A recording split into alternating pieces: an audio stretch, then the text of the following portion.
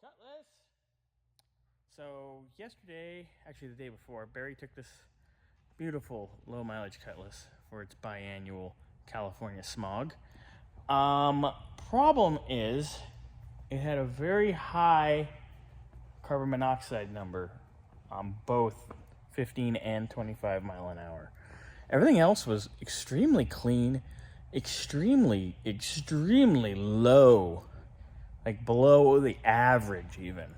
So that's pointing me into the direction of we either have kind of a sticky float in the carb, making it a little rich. Obviously, we have a rich condition.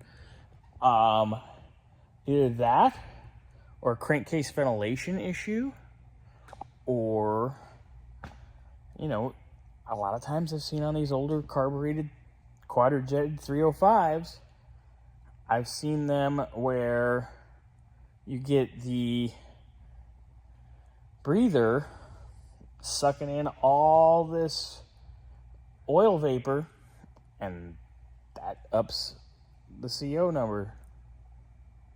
It happens on these old babies. Let me turn the camera around and show you. All right, so here's our quadrijet. Oh, I also noticed when I was checking this a second ago, this line was actually off and dangling down here, which that would make a lean condition actually, because that would be a vacuum leak. And that's for our hot air stove, you know, for the choke. Anyway, back to where we were. I got off on a happy highway. This is your breather in your plenum. Notice it does have quite a bit of oil in it. Get my hand, it's really oily right now, just from squeezing it. When these oil vapors go through the intake tract, and there's too much of them, that will definitely make a high CO number. Our oil was dark. I would definitely recommend at least changing the oil anyway on here. I'm gonna also check the height of the float. Make sure we're not dripping fuel while we're just idling, making it rich.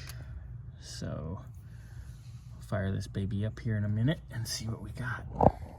Another common thing on these cars is these vapor canisters getting full of fuel and basically no longer being able to function. So we'll be checking that out as well here in a little while. But we're gonna get this put back together real quick and fire this baby up.